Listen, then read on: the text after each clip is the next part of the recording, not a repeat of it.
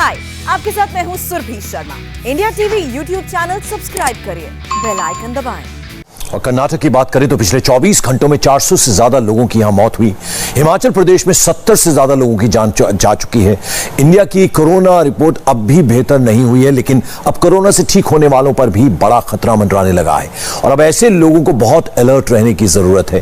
Post Covid complications बढ़ती जा रही हैं, यानी कोरोना से ठीक होने के बाद भी मरीज की जान पर खतरा बना हुआ है। ये रिपोर्ट देखिए, हमने कोविड एक्सपर्ट पैनल से बात करके ये रिपोर्ट तैयार की है। इसमें आपके सभी सवालों के जवाब आपको मिल जाएंगे।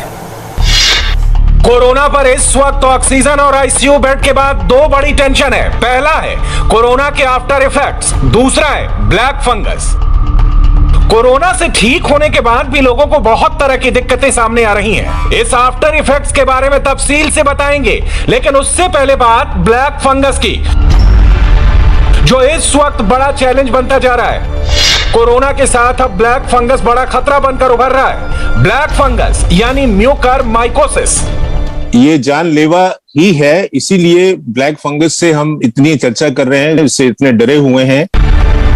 म्यूकर मोल्ड यानी काला फंगस या फफूंद मिट्टी, खाद और सड़े फल सब्जियों में पनपता है। डॉक्टरों का कहना है कि ऐसे कई मरीज सामने आ रहे हैं जो ब्लैक फंगस से संक्रमित हैं। एक अपॉर्चुनिस्टिक ऑर्गेनिज्म है जो कि डिकेइंग मटेरियल में मिलता है, डिकेइंग लीव्स में, गंदी जगहों पे, और ये जो है ये अपॉर्चुनिस्टिक है। तो क्या और ये भी है कि diabetes, immuno compromise cancer patients, ये सब पहले भी थे, ऑटो इम्यून डिसऑर्डर्स, ये सब पहले भी थे। ये कोरोना वायरस से ठीक हो रहे या ठीक हो चुके मरीजों को अपनी चपेट में ले रहा है। ये फंगस इंसान की नाक, बलगम में भी पाया जाता है और ये इंसान के दिमाग और फेफड़ों पर असर डालता है। सिर्फ महाराष्ट्र में अब तक ब्लैक फंगस के करीब 2000 मरीज सामने आ चुके हैं, जबकि 50 से ज्यादा की मौत हो चुकी है। के केसेस अब काफी ज्यादा देखने में आ रहे हैं। कई क्षेत्रों में काफी अधिक मात्रा में केसेस रिपोर्ट किए जा रहे हैं। सेकेंडरी इन्फेक्शन, चाहे हम बैक्टीरियल इन्फेक्शन की बात करें या फंगल इन्फेक्शन की बात करें, वो भी देखे जा रहे हैं। This is causing more morbidity and mortality. Black fungus को लेकर दो सवाल बहुत अहम है। क्या हर कोरोना मरीज को ब्लैक फंगस का खतरा है? कोरोना मरीज ब्लैक फंगस से बचने के लिए क्या करें? अस्पताल में 100 पेशेंट भर्ती है, उसमें से 1 या 2 केस मिनिमम मुझे मिलते हैं। ऐसा कोई पर्टिकुलर मैं नहीं बोल सकता, बट हाँ 100 केस में से 2 या 3 केस को मुझे अस्पताल में मिले हैं, ऐसा है।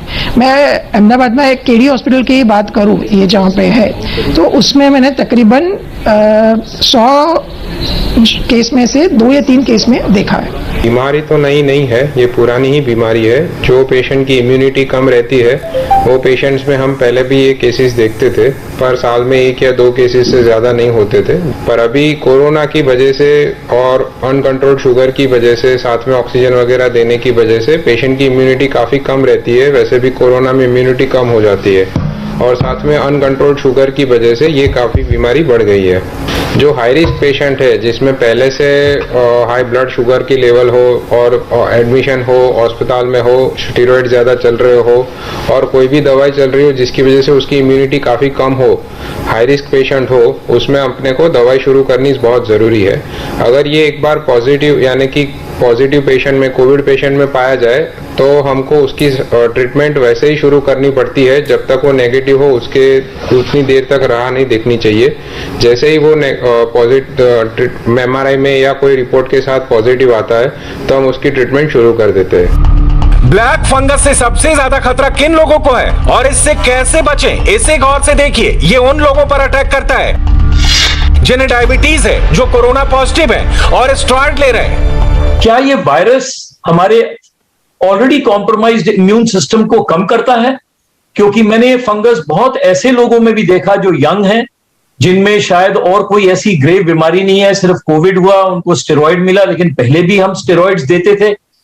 क्या ये वायरस, हमारा कोविड वायरस, हमारे इम्यून सिस्टम को खराब करके और इस फंगस को बढ़ा रहा है? ये एक शोध का विषय है। कोरोना को लेकर, इसके ट्रीटमेंट को लेकर कंफ्यूजन बढ़ती जा रही है।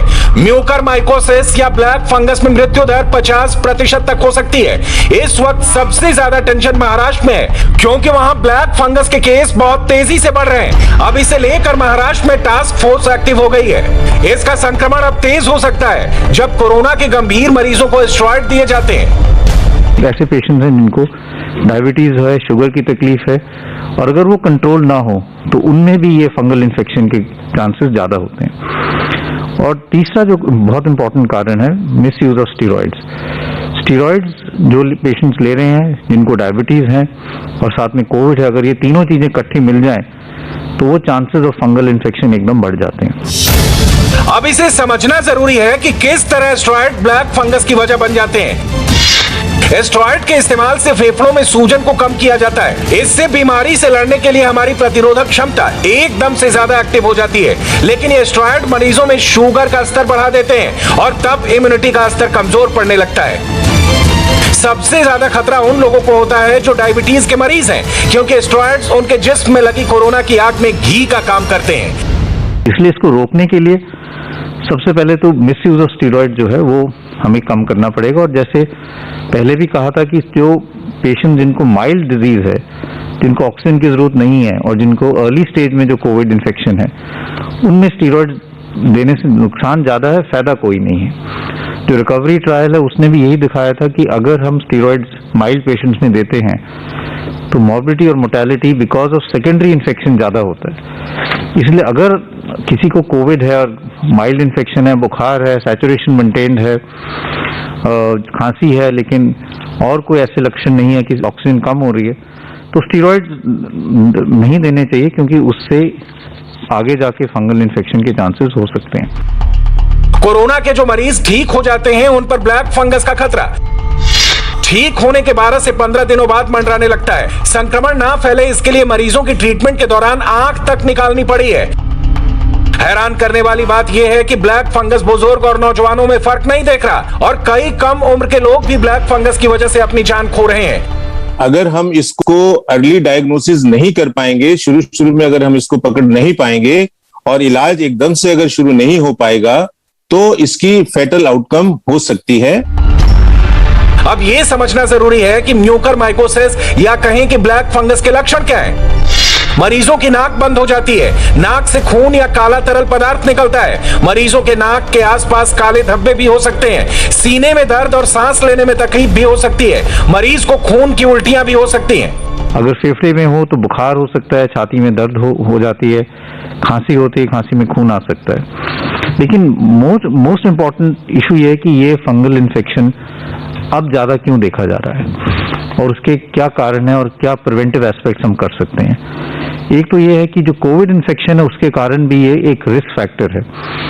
कोविड इन्फेक्शन में जो हमारे हम अगर हम ब्लड काउंट्स देखें तो एक सेल लाइन जो है जिसको हम लिम्फोसाइट्स कहते हैं वो कम हो जाते हैं, लिम्फोपीनिया हो जाता है। तो उसके कारण बॉडी में जो CD4 CD8 सेल्स हैं वो कम होते हैं और उसके कारण अपॉर्चुनिस्टिक इन्फेक्शन, फंगल इन्फेक्शन के चांसेस बढ़ जाते हैं। ब्लैक फंगस से आधा चेहरा सुन्न पड़ने लगता है, चेहरे पर सूजन आ जाती है, दांतों में दर्द होता है, आंखों में सूजन आती है, दर्द होता है, पलकें भारी होती हैं, धुंधला देखने लगता है और फिर नजर आना बंद हो जाता है। ऐसी स्थिति में पेशेंट को नंबनेस भी हो सकती है, पेन भी हो सकती है और अलग अलग किस्म की टिंगलिंग सेंसेशन भी हो सकती हैं। इसके अलावा जब ये आगे फैलता है तो ये तालू में, जिसको हम पैलेट कहते हैं, उसमें चला जाता है, दांतों में जा सकता है। जो लक्षण होते हैं वो नेजल डिस्चार्ज के अलावा चेहरे के अंदर चेंजेस होना, आंखों से कम दिखना, आंखों में दर्द होना और फिर अल्टीमेटली अंत में बेहोशी की हालत हो जाना जो है इसके लक्षण है। हमारा जो नाक है वो अगर अल्कलाइन हो तो हेल्दी है, अगर एसिडिक है तो अनहेल्दी है। वहां पर ये जो ऑर्गेनिज्म है जिसका स्मूथ सरफेस है उसके हाइफी बन जाते हैं और वो हाइफी फिर अटैच कर जाते हैं म्यूकोजल सरफेस पे, ब्लड वेसल्स पे और उसको इन्फिल्ट्रेट करते हैं, थ्रोम्बोसिस करते हैं और फिर एक विशियस साइकिल शुरू होता है जो कि और डिस्ट्रक्शन करता है और इन्फिल्ट्रेशन करता है और और प्रॉब्लम करता है, फिर ये और फैलता जाता है। This is an infiltrative fungus, unlike एक और ब्लैक फंगस होता है जिसको हम एस्परजिलस कहते हैं जो कि एलर्जिक फंगस होता है। वो एलर्जिक फंगल साइनोसाइटिस करता है और वो जो है सिर्फ एक्सपेंशन कर देता है हमारे जो अंदर हड्डियां होती हैं, जो साइनस की हड्डियां होती हैं, जो बेस ऑफ स्कल होता है, आंख की जो हड्डी लमाइना पेपरेशिया जिसको हम कहते हैं, जो आंख और नाक को हटाती है, उसको एक्सपैंड करता करता ये अंदर चले जाता है। डॉक्टरों के मुताबिक बहुत से मरीजों को इसके बारे में देर से पता चलता है और तब तक संक्रमण इतना घातक हो चुका होता है कि आंखों की रोशनी जा चुकी होती है और तब संक्रमण दिमाग तक ना पहुंचे, इसके लिए लोगों की आंखें और जबड़ा तक निकालना पड़ता है। हम लोग एज ENT सर्जन्स हम लोग सदियों से ब्लैक फंगस को डील करते आए हैं।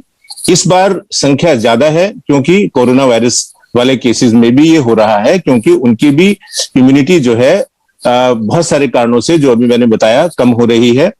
तो ये जानलेवा इसलिए हो जाता है, ये हमारी जो स्कल बेस की हड्डियों के थ्रू जब दिमाग में चला जाता है, हमें जबड़ा भी निकालना पड़ता है, नाक भी निकालनी पड़ती है, आंख भी निकालनी पड़ती है जान बचाने के लिए। लेकिन जब ये ब्रेन में चला जाता है और हमारा एम्फोटेरिसिन बी जो एक उसका स्पेसिफिक एंटीडोट है, वो बहुत सारे मरीजों को दिया नहीं जा सकता क्योंकि वो बहुत स्ट्रांग नेफ्रोटॉक्सिक ड्रग है, उसको मॉनिटरिंग की जरूरत होती है और बहुत सारे मरीजों को हम दे ही नहीं पाते। तो ऐसी अवस्था में सर्जरी भी काम नहीं आती है। अगर वो दिमाग में चला जाए तो ऐसी स्थिति में ये जानलेवा हो सकता है। अब सवाल है कि अगर ब्लैक फंगस के बारे में जल्दी पता चल गया, डॉक्टरों ने इसे जल्दी ट्रैक कर लिया, तो इसका इलाज क्या है? क्या आंख बचाई जा सकती है? जान कैसे बचाई जा सकती है?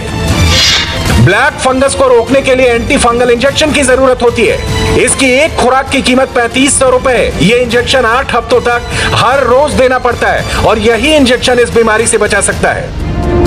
अगर ब्लैक फंगस दवाई से ठीक हो जाए तो सही है, नहीं तो जिस्म के उस हिस्से को काटना पड़ता है जिसे फंगस ने नुकसान पहुंचाया है, क्योंकि वो हिस्सा गैंग्रीन जैसा हो जाता है जिसके पीछे फंगस छिपा होता है और वो शरीर के अन्य हिस्सों तक पहुंचने लगता है। इसका इलाज काफी महंगा होता है और इसके लिए काफी दिनों तक अस्पताल में रहना पड़ता है। जहां जहां ये सेटल होगा, अगर आपका कोई दांत एक्सट्रैक्शन, टूथ एक्सट्रैक्शन की हिस्ट्री है, तो ये उसके अंदर चला गया, जो हमारे मैंडिबल की मैरो है उसमें चला गया।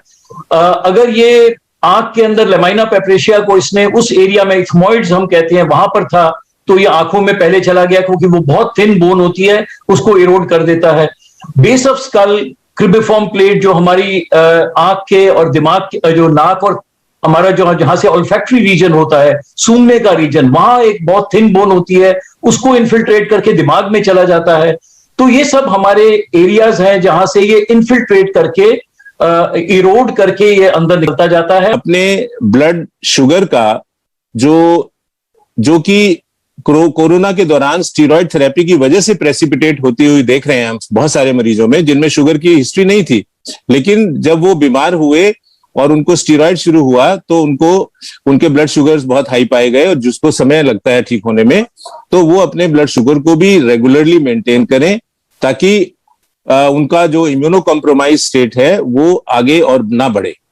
इसके अलावा हमें अगर स्टीरॉयड्स थेरेपी चल रही है तो उसको बंद करना होगा। अगर कोई कैंसर का मरीज है जिनको इम्यूनो सप्रेसेंट बहुत लंबे समय तक चलते हैं, उनको तो बिल्कुल ही ध्यान रखना है, उनको तो घर से बाहर भी निकलना नहीं चाहिए, अपने आप को बिल्कुल एक्सपोज नहीं करना चाहिए एनवायरनमेंट में।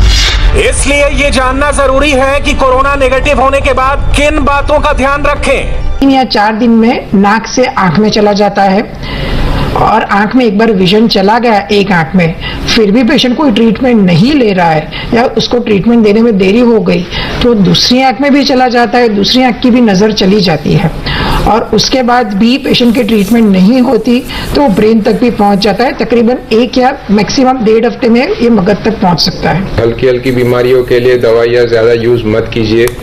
अगर आपको शुगर नहीं भी है फिर भी आप कोविड के टाइम में अपना शुगर रेगुलर चेकअप करवाते रहिए।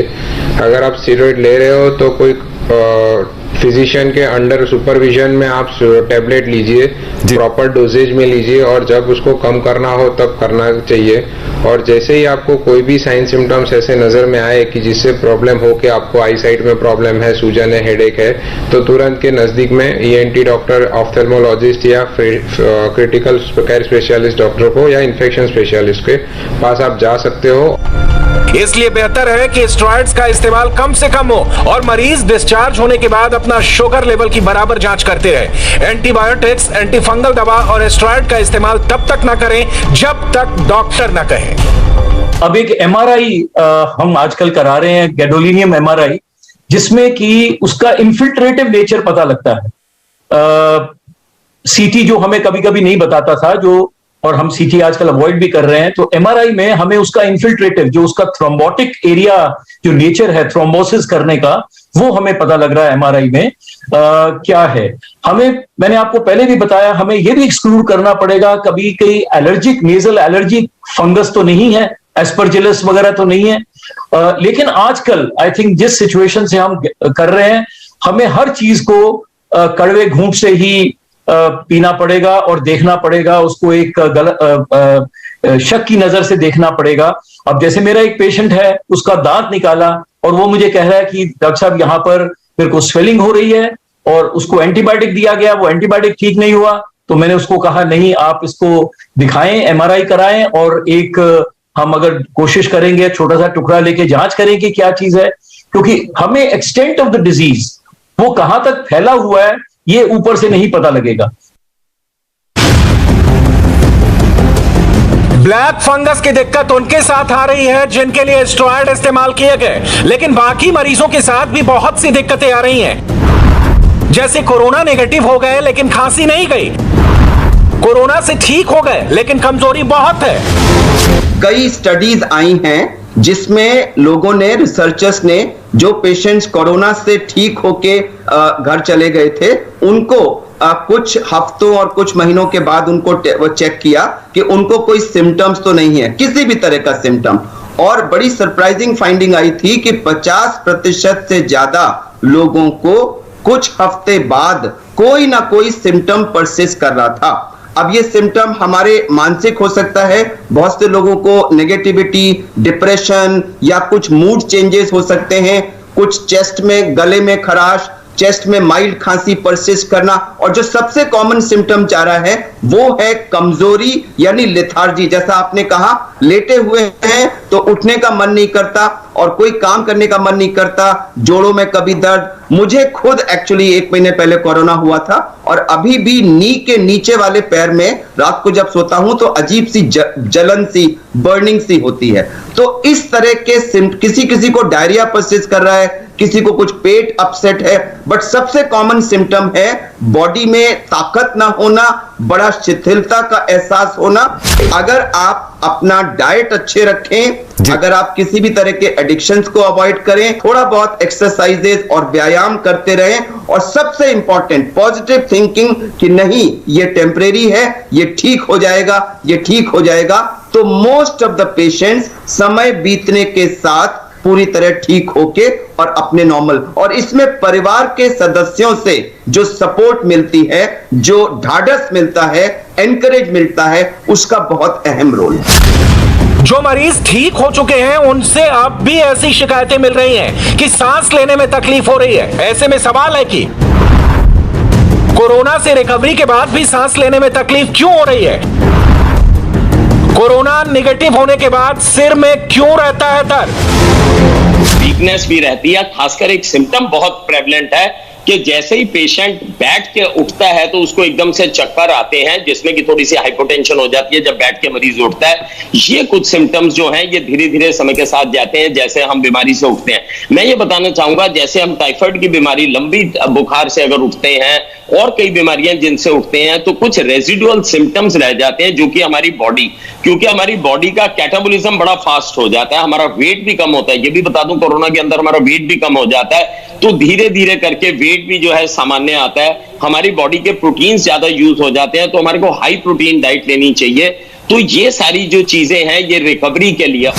कोरोना पर रोज नए सवाल आ रहे हैं और रोज उनके जवाब तलाशने की कोशिश हो रही है। दरअसल कोरोना मर्ज ही ऐसा है जिसके खिलाफ पूरी दुनिया जूझ रही है। फिलहाल कोरोना के खिलाफ सिर्फ एक उपाय है और वो है वैक्सीनेशन। इसलिए जल्दी से जल्दी वैक्सीन लगवाइए, यही अभी इसका मौजूदा सॉल्यूशन है। और कोरोना के खिलाफ एक्शन पर उत्तर प्रदेश के सीएम योगी आदित्यनाथ का तूफानी दौरा। सीएम योगी आज कहां कहां गए, क्या क्या देखा, डिटेल ब्रेक के बाद।